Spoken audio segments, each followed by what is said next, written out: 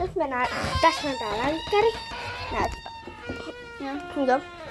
Nyt laitetaan kengät ja lähdetään talliin. Nyt ollaan autossa, tuolla on hän ja Satula. Ja tässä on Satula-vyö. Ja saatte nähdä ton kokoan tossa. Sitten kun on 3000 seuraajaa. Nyt ollaan tallilla. Ja kyllä mä osaan tuon laittaa. Koska mä en nyt laittanut lännönsatuloita. Joo.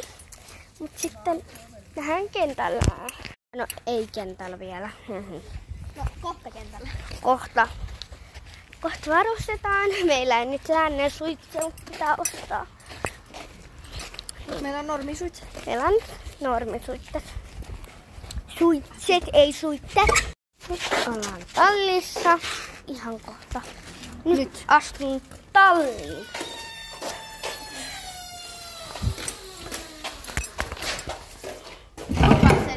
No, nyt se ratsastaa. Se kokeilee nostaa Peppaa. Hän on jalkeet vähän jäissyt. Niin mä kokeilen. Niin. Harjoittaa mun kevennystä tästä. No ihan letit.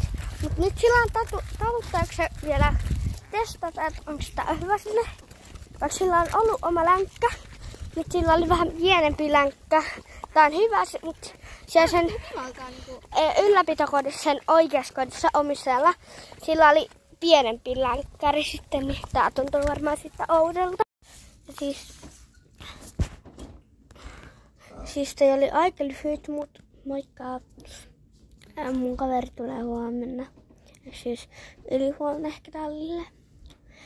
Doran matkassa ehkä tulee ratsastajille. Ja moikka, hyvää yötä.